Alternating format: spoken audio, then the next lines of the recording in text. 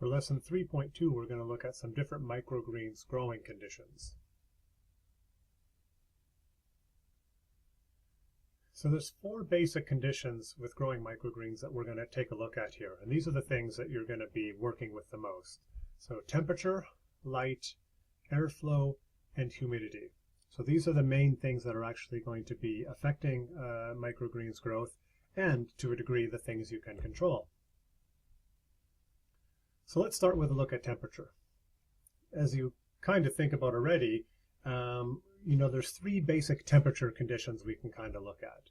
So cool, which would be our sort of winter, spring, and fall, really more in the spring or winter, our warm, which might be the spring and fall, and then our hot conditions in the summer. Now this is based on the climate and the geography that I have here in Vancouver. You're going to have variations of this, where you might have a longer, hotter season and a shorter cool season. You might have more of a warm season. This is really going to depend on where you are. It's also going to depend on your growing environment. If you're indoors, you're going to be much less, if not affected at all, by the outdoor conditions. But if you're in a greenhouse or a hoop house or a bench, the outdoor conditions are going to make a very big difference. I think the basic place to start is imagine something just a little warmer than room temperature for 24 hours a day, and those would be pretty optimum growing conditions. But we're going to look at here some of the keys in the different areas of production to think about and how we deal with temperature. So as a general rule, what we need to think about is extreme conditions, because they're either going to speed up or slow down crop growth, and it's going to really increase management requirements. And so the less ideal our conditions are, the more hands-on we're going to need to be. And so most crops do thrive in moderate conditions. So when we think about summer, our key there is usually to reduce the effects of heat. And in the winter, the key is going to be to provide heat and light. And now with indoor production, we generally have total climate control, but with outdoor production, we're going to need to adapt a lot more to that. And sometimes we're going to be more advantageous outside, and sometimes it's going to be more advantageous inside. So in terms of looking at temperature, you need to think about temperature on a spectrum, and you need to think about the crops that you're growing. Now, often for most of us, we're going to have one growing site that has the same growing conditions throughout it. And so we're going to have hot weather liking crops and cool weather liking crops, but they're going to be growing in the same environment. So what we want to do is find the conditions that are going to work for everything. And so I find generally that even though crops have their optimum range, they can do good outside of that range. So what I look at is a general spectrum like this, and the range that most crops are going to do well is generally on the warmer side. So hot weather crops do well as long as it's warm and don't do so well when it's cool. And the cool crops can do quite well when it's warm, but can suffer when it's really hot. And in both cases, there's a way of pushing it even further just by your growing conditions. So I look at the sort of optimum daytime temperature for most crops being above 21 degrees, and this would be about the 21 to 28 degree realm in here. This is really going to vary for crops and systems and whatnot, but this is just sort of a visual to get a sense of what you're looking at. And most of this actually assumes your nights are always going to be cooler than your days, because that's generally going to be the case. So let's take a look here at like a sample winter temperature profile that we use at the Food Peddlers. So what we're trying to do is get up to about 28 degrees Celsius for our main growing part of the day. So we start off at about 24 degrees Celsius at 10 a.m. We boost the temperature up by noon. We keep it there until 4, and then at that point we reduce it down a little bit, and as we go into the evening, we bring it down to 20 degrees Celsius. So 20 degrees Celsius is still above room temperature, so it's quite warm. And these would be our minimum temperatures. So what I mean by that is, even though our goal is 28 degrees Celsius during the day, if it's a cold day but it's sunny, that sun may get our greenhouse warmer than expected. So generally we might get a little bit more growth than we expect.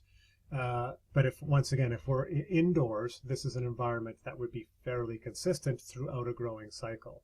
And you may find you may need to adjust this for different crops, but this is a really good place to start to get a sense of what should my growing cycle look like.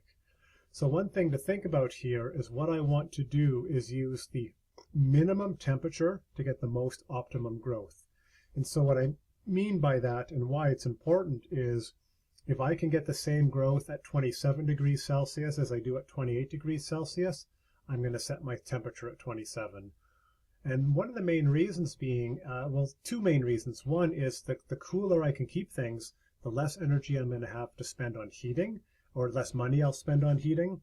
And two, I find crops generally do well if they have a cooler period, even the hot-loving crops. So hot-loving crops don't want heat all the time, and in fact, even though the heat will give you a much higher yield, you don't necessarily get a better quality crop.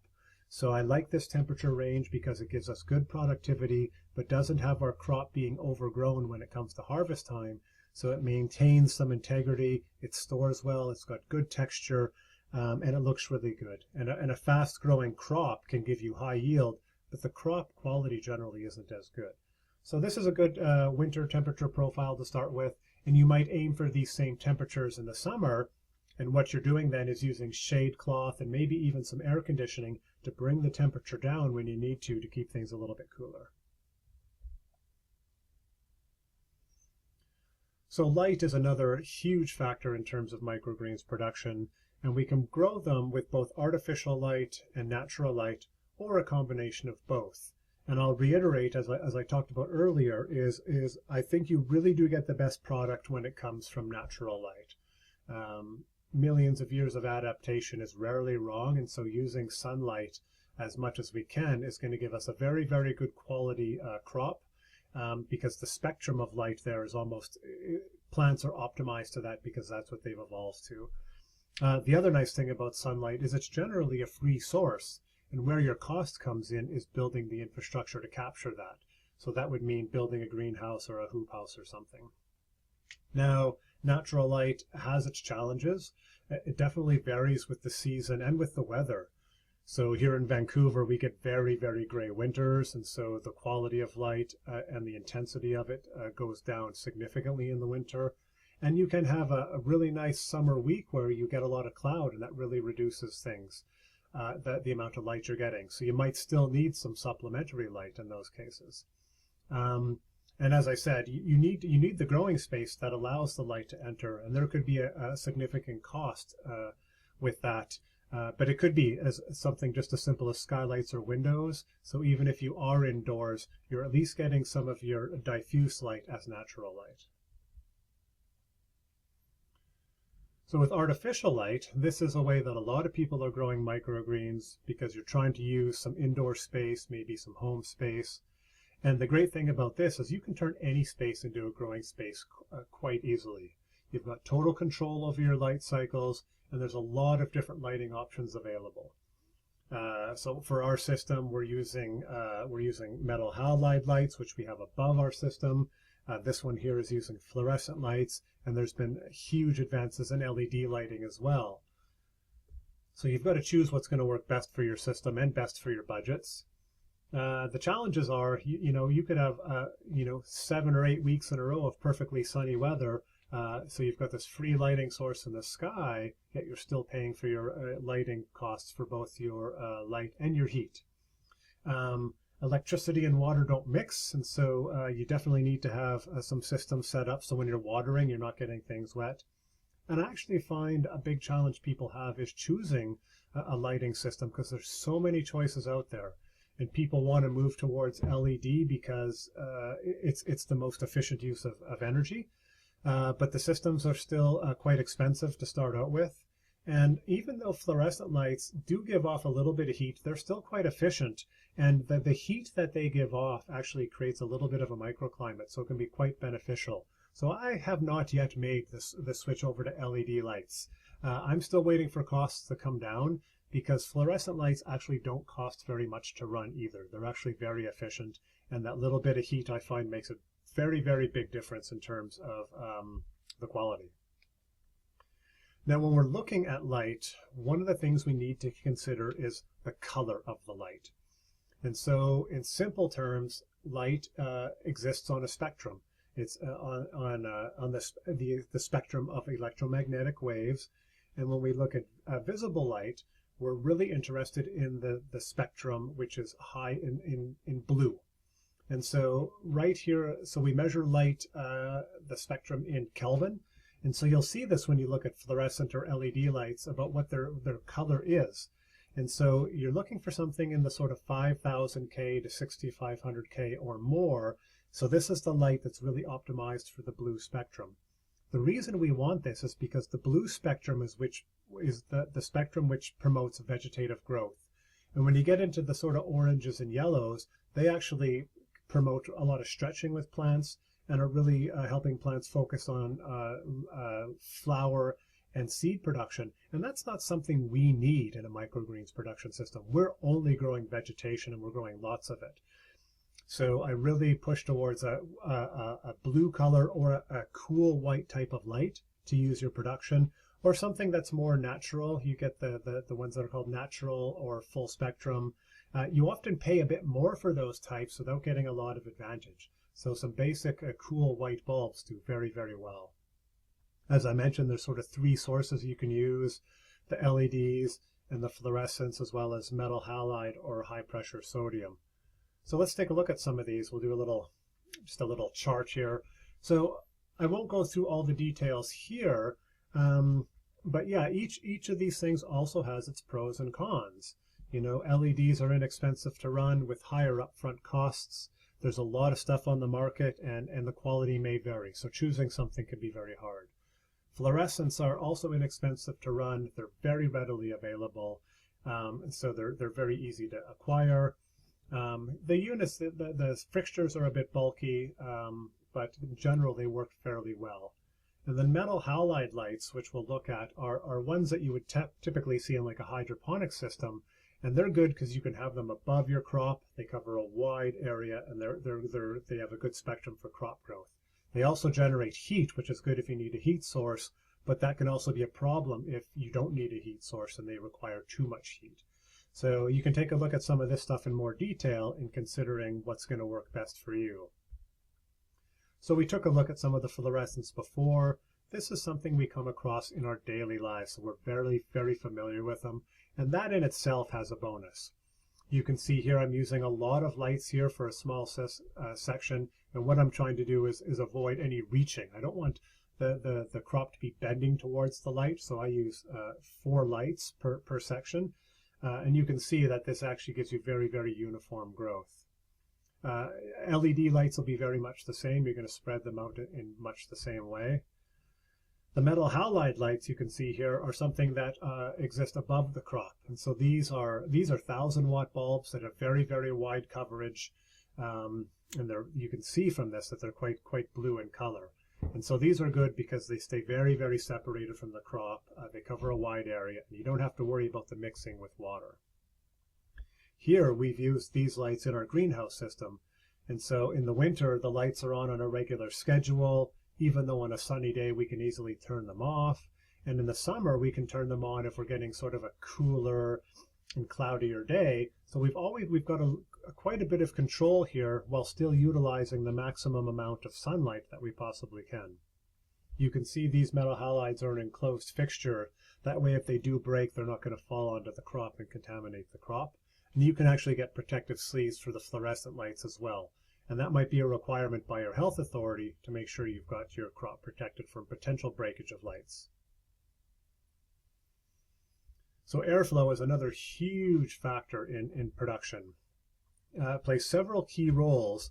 I think that the most important one, and the one that gets discussed the most, is reducing the likelihood of crop disease.